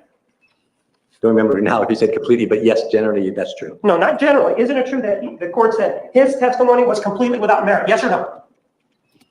Take a look at it again, 648. Yes, sir, that is accurate. And in fact, sir, in that particular case, in the O'Rourke case, you gave an opinion. You were hired by the mother, weren't you? Yes, I was. Or, well, her attorney. But you were hired on behalf of the mother, right? Yes, sir. It was a child custody dispute, right? Yes, sir. And you gave an opinion in that case without speaking to the father, didn't you? I gave some opinions, yes. Sir, well, let's take a look at the opinion about what it says. I want you to take a look at page 5. I want you to read it. And also take a look at the top of page 6 and see what it says.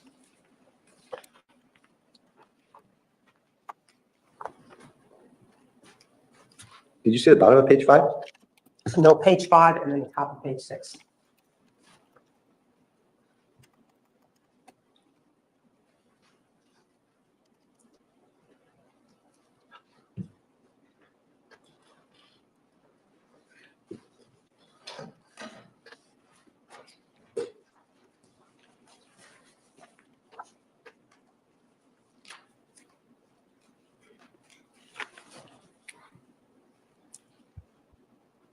You're talking about two different cases here. Are you asking me about this case or another case? I'm asking you about that case. Take a look at it. Okay, because page 6 you just told me to read is about another case.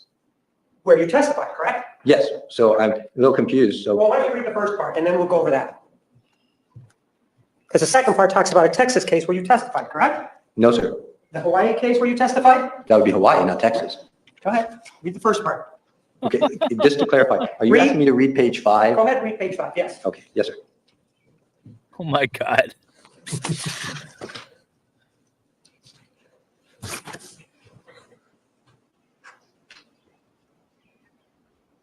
What did I miss? Who's winning? We'll say right now.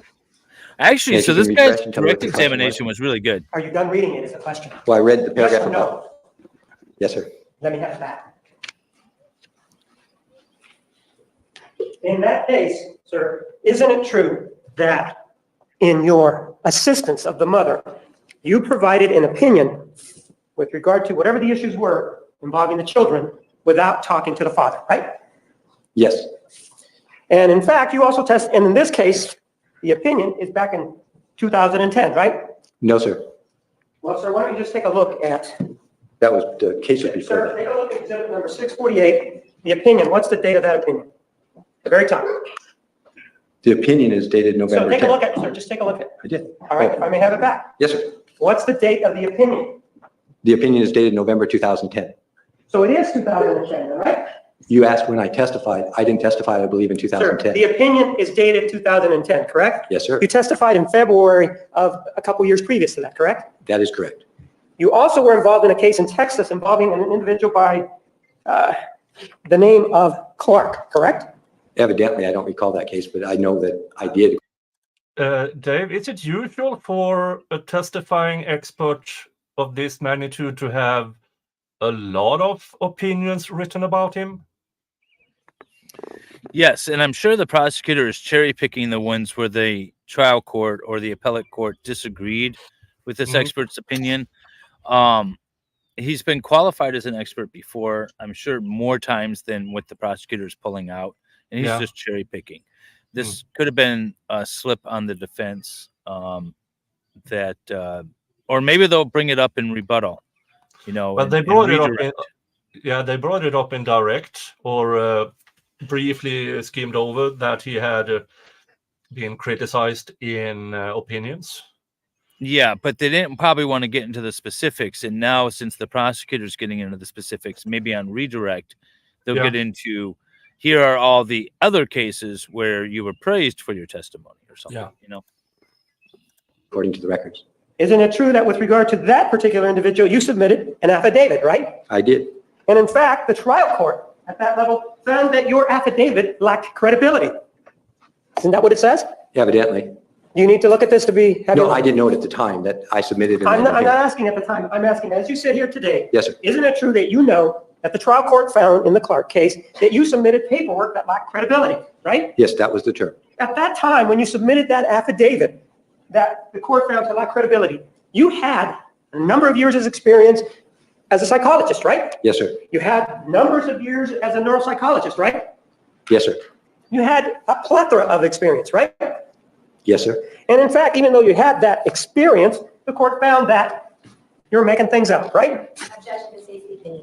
No, Making things up, right? No, the court did not state that at all.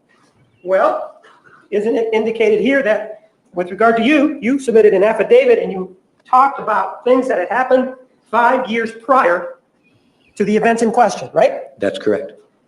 And you didn't review any court records or transcripts of the trial testimony, and yet you still submitted the affidavit, right? That is correct. And what you did rely is you relied on some records out of Pennsylvania, and those were from 1976, weren't they? I believe that's correct. And in fact, the conduct that you were looking at, you submitted this in 1992, right? That part I don't remember. I'd have to look. If it says that, I'm not going to argue. I just don't remember. And in fact, this was based on hearsay that was provided by other people, right? Yes, sir. You had the same sort of experience in Hawaii, didn't you? Well, you're going to have to be more specific about the same sort of experience. No, the Hawaii court didn't say I wasn't credible. Well, the court in Hawaii excluded your testimony, didn't it? In the case involving Hawaii versus French, didn't they? They excluded one small part of the testimony. Yeah, but that's a legal issue more than his expertise issue, I would assume, because they deemed that part weren't relevant to the court for the court case. And the defense should bring that up on redirect. Yeah. So now Angry Elf is kind of overstepping here, because if you didn't know, folks, things get excluded all the time in trials and pre-trial and everything. Yeah, and even in like my trial, I tried to introduce a document, and it was excluded because it wasn't declared like a business record. And that's fine. You work around that. You just ask questions about it. But just because it's excluded doesn't mean it's not relevant or it wasn't a good document or whatever, you know. It just was excluded under hearsay rules or you know, whatever other sort of legal foundation issues. Or a particular piece of evidence is deemed too prejudicial, and that means also the expert opinion about that piece of evidence is also excluded. So it's secondhand exclusion. There's a lot we don't. There's a lot we don't know about that. Yeah. Only not the rest. So they did exclude part of your testimony, didn't they? Yes, they did.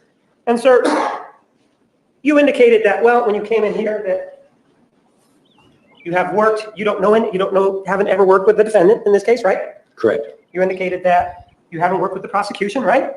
Correct. But you do know Alice Laviolette, right? Yes, sir. And in fact, you have been the editor of one of her publications, right? The book I mentioned, yes.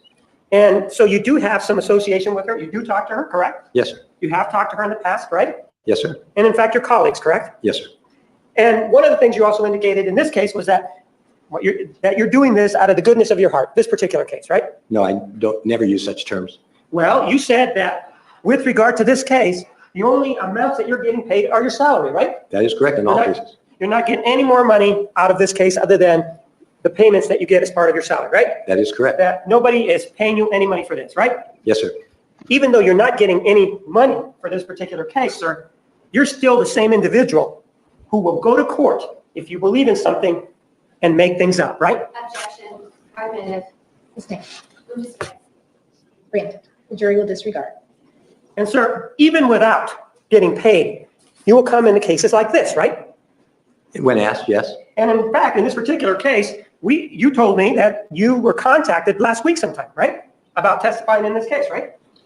Well, that's partially what I said. I was contacted long before. I didn't know until about a week and a half ago that I was actually going to be testifying. You were contacted in this case with regard to an issue involving this case, what, January of last year? Is that when you were contacted? No, November. Of last year? Yes, sir.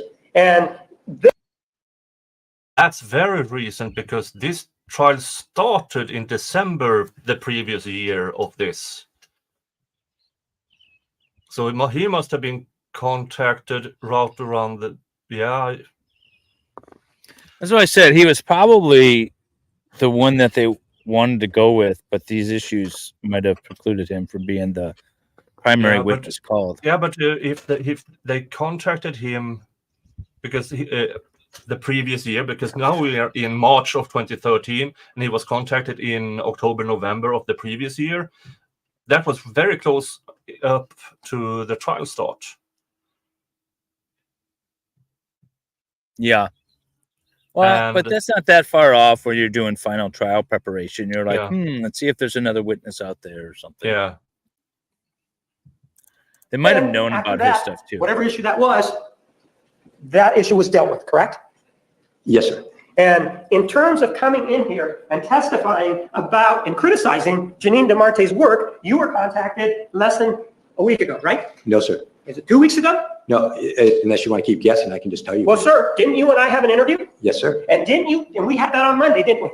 Yes, sir. Right? Yes, At that time, I asked you, when was it that you had been contacted about coming in here to testify? Do you remember me asking you that? Yes, sir. And you told me it was less than a week before that. Do you remember telling me that? Yes, sir. Not less than I said about a week ago. So if Monday is about a week away, and now here we are on Wednesday, that's less than 2 weeks away that you were contacted about testifying here, right? You asked two different questions. No, I'm asking, sir, isn't it true that you were contacted and started reviewing the documentation less than 2 weeks ago? No, that is not correct. So you started reviewing then. So when you told me that, you were in error when we had that interview, right? No, you asked a different question. Sir, and with regard to reviewing these materials for the critique of Janine DeMarte's work here, Yes. you started that, according to you, less than 2 weeks ago, right? No, sir. So you knew you were going to testify in this case previous to 2 weeks from now. No, sir. And so one of the things that we talked about during that interview was this floating profile, didn't we? Yes, sir. And one of the things that you regaled us with on direct examination was that you have many students that you have that are part of this editorial board, right? Not many. We have 4. Right. And these individuals, there are articles that are submitted based on research, right?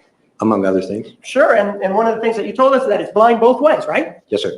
And which indicates that, according to what you're telling us at the place that you're at, you're very familiar, if you will, with the, I guess, the state of research as it involves things relating to psychology, right?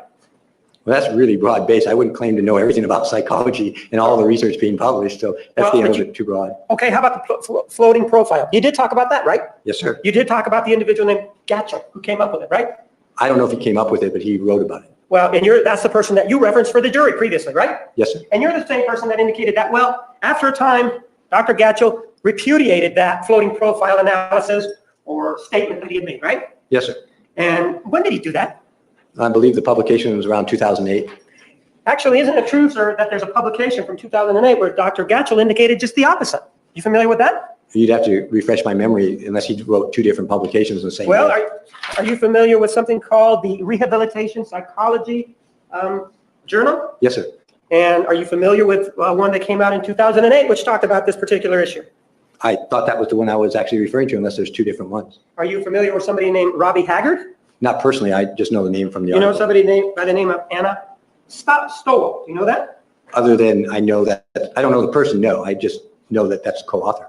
And with regard to this issue about the floating profile, isn't it true that he wrote in this article that individuals involved in this, or the issue of this floating profile, frequently are identified as having an access to personality disorder? Yes or no?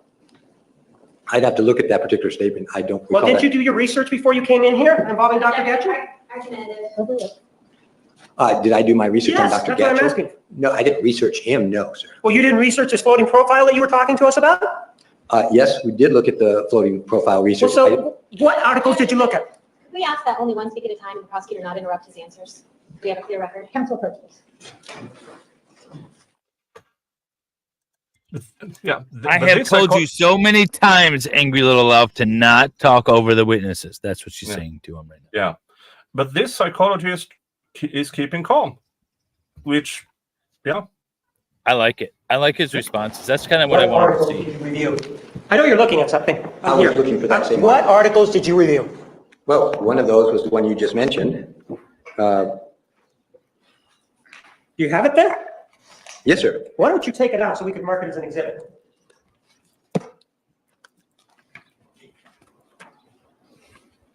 I believe this is the one you're referring to. Who's more aggressive, Elf or Dude from the retrial? Elf, hands down. This is the most aggressive prosecutor I've seen in any trial. Go ahead and take a look this at guy's page super 472, the left column. Yes, sir. And it's the second to last paragraph. You said second to last paragraph? Now, we kind of should we ask because I can't find anybody who we can redirect to later. You could just leave them hang in the ether or send them to your stream later today or whatever. Yeah, but I haven't set anything up because I don't know if I'm having one later, because I might go to dinner with the SO. I'm waiting for her to leave work. So, well, we'll let the chat throw in some people that they might want to be redirected to, and we'll go from there. Yeah, chat. Give us suggestions of people we can redirect you to. Second to last paragraph, the one that starts with the fourth profile, analyzed by Gatchel and colleagues.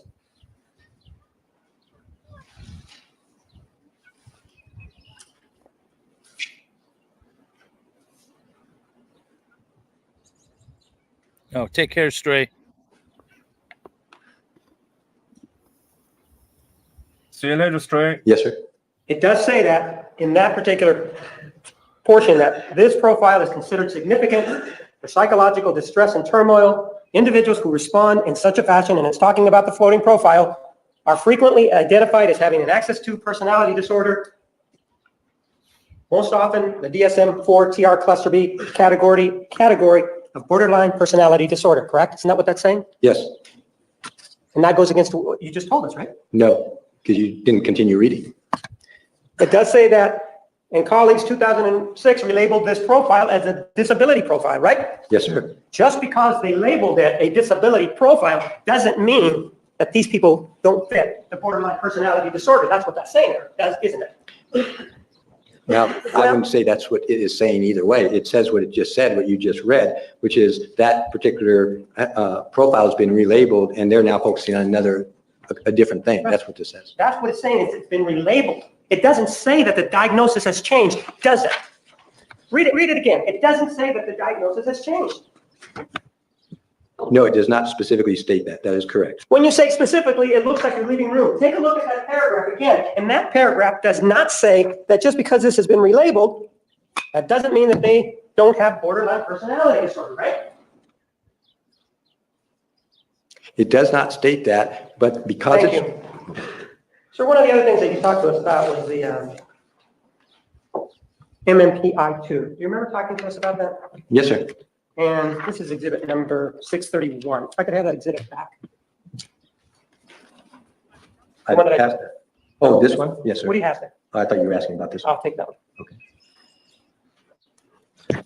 Mo will have a stream at And one of the things, if I understood Yeah. you, was that in looking at this, an hour you said away. that with regard to Janine DeMarte's approach, that with regard to her approach, this profile that you have here, to you, that's more indicative, if you will, of some sort of traumatic event, right? No, sir, I did not. Oh, I'm sorry. Maybe we have the rest of the profile. This is just a grab. We have the whole picture on the screen, Keith. I don't need it for my cross. All right, I wrote. All right, Mo in the Deep End will have a stream at 9 p.m. But also at 7 p.m., she is having her 3,000 subscriber celebration. So you don't want to miss out on that one. If I'm still awake and back from everything, I will try to join her. And apparently she's eating spicy noodles. That's a spicy noodle. Yeah, so we'll be sending you over to her 3 p.m. stream. Yep. So you have an That's hour what to get fed we'll and everything. Sounds good. Take a look at that. You remember talking to us about that? Yes, sir. And you remember telling us that you looked at that and you reached certain conclusions, and you said that, well, to you, that was not indicative of borderline personality disorder, right? That is correct. Well, if we take a look at this, Could you just tell me what this is? I'll get to it in a minute, okay? Yes, sir. If we look down here, He's a bit snarky on the stand, but it's very subtle. Is he? Yeah, because could you tell me what this is? And then he starts reading, and on the stand he says, well, could you tell me what this is? So it's very subtle, but I think he's having fun. I think he's having fun on the stand. He might be. Because he's not intimidated for 1 second. No, he's not. He's been around for too long and probably have handled much more aggressiveness from patients. I wonder what he would diagnose this angry elf with. this is the so-called F scale, right? Yes, sir. I'll bring it into focus for you. And that's elevated, right? Yes, sir. And by elevated, it's above 65, right? Yes, sir. And the term that you used is clinical, right? Yes. And that means it's meaningful and it's something that we should look at, right? Yes. The other thing that we have here is we have, for example, this is 1, putting a number by it, 2, 3, 4, 5, 6, 7, 8, 9, 10. You see that? That would Yes, be sir. fair to say, right? Yes. And you said that with regard to this profile, this is not indicative of borderline personality disorder, correct? Correct. Are you familiar with an article? I need to show something because this is quite fun. One of the lawyers in the Young Thug trial is Doug Weinstein. And so he posted this. I answered with the song you just heard. And he replied. Nice. And he will show the other lawyers. Yay! Nice. Nick influencing court proceedings in real time.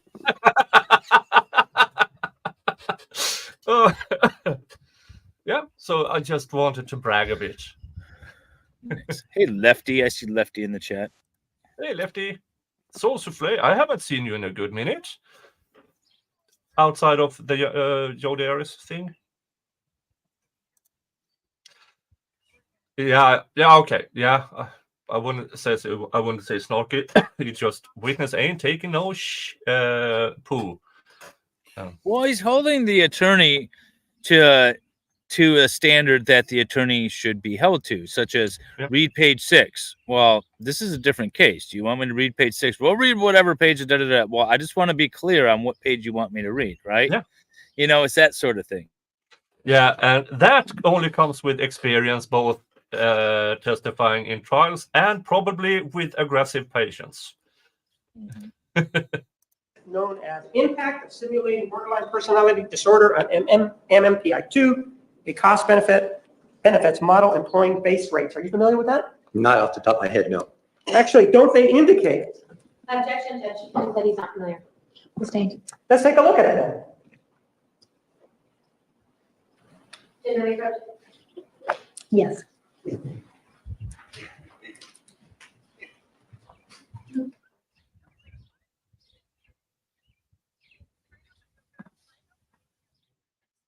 Okay, now they are having sidebars. We are 1 hour and 56 minutes in. This is a decent cutoff point, I would assume. Yeah, I'm good with that. Mm-hmm. We can save the rest for next stream. How much do we have? We have like 2 hours left.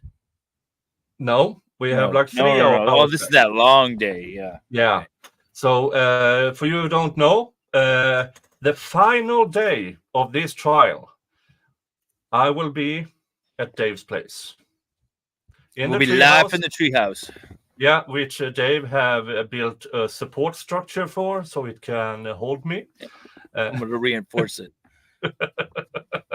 So we don't have an accident. Although that might be better video. That might be better content. I walk in. Through the Hello, floor, everybody. If it just started leaning.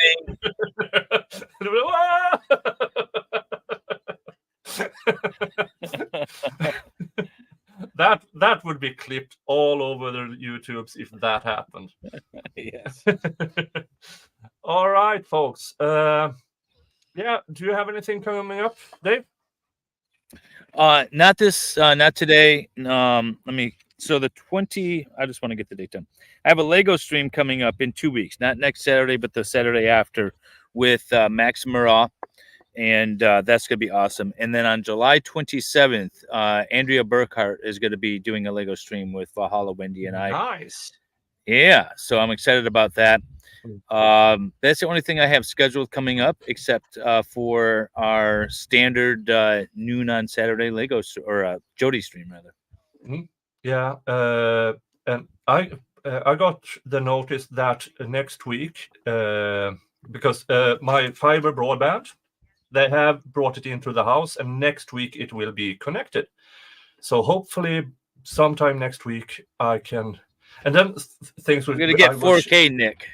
Yeah, and I will move this arrangement to another part of the house, so to get closer, so I can get connected, because the entrance to the house it's in the other end. And I don't want to pull cable all the way over here. Just run it on the surface like every other European house does. I don't know why you guys do that. Yeah, but I will be moving this to another location in the house once it gets started. And I already bought a new desk, which makes it a lot easier to pull out a second camera. And so maybe if Dave and Valhalla would like me on, because then I would have enough room to actually build something on my desk. Nice. All right. Yeah, we can make that happen. Yeah. But at that stream, I have to wear pants, I assume. Well, I mean, you don't have to. It's your choice, really. Maybe I should wear my hot dog onesie. There you go. You can wear a dress if you want, you know. Well, other than we'll that, let you do a loincloth. yeah. Well, other than that, the Young Thug trial keeps going. So that's Monday, and will continue into 2025. Nice. So I will That's a have, ridiculously long case. yeah, and unnecessarily long, in my opinion. Okay, folks, redirecting you to Mo's stream at 3 p.m. Everybody say hi to her, subscribe to her if you haven't yet, and maybe later today I will do. I haven't decided yet. Depends on dinner plans with SO, and when I get back from that, I will have the serial killers Saturday stream. Okay. All right. I don't have anything else. So thank you, folks, and see you. Yeah, we'll see you. See ya. Bye. See ya. Bye.